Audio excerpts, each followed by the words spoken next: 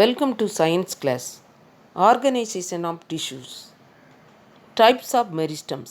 On the basis of their position, meristems are three types. Apical meristem. These are found in growing points of roots and shoot. Shoot means தண்டினுடைய நுனி பகுதி. Intercalary meristem. It is found at the base of the leaf and internodes. Internodes means கணுவிடை பகுதி. Lateral meristem. These are arranged parallel in root and stem. Functions of meristems. These are responsible for primary and secondary growth of the plant. அடுத்து நம்ம பார்க்க போகிறது permanent tissue.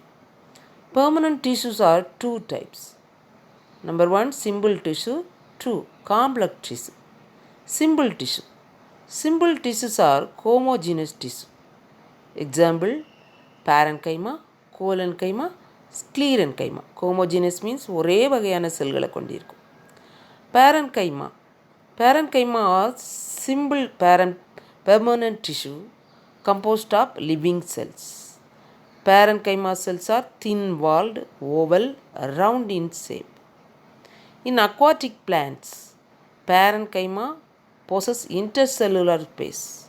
It is called aerenchyma. அதாவது தண்ணியில் மிதக்கக்கூடிய தாவரங்கள் aquatic பிளான்ட்லாம் இந்த parenchyma செல்களில் இடைவெளி விட்டு காணப்படும். அப்போ லைட் வெயிட்டாக இருக்கிறதுக்காக அப்படி காணப்படும். அது மிதக்கிறதுக்கு ஏற்ற மாதிரி.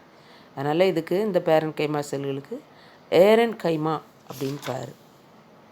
அடுத்தது functions of parenchyma. Parenchyma may store water in many succulent and xerophytic plant. Succulent mean சதைப்பற்றுள்ள, ஜீரோபைட் வறட்சியான இடங்களில் வளரக்கூடிய தாவரங்களில் இந்த பேரன்கைமா செல்கள் காணப்படும்.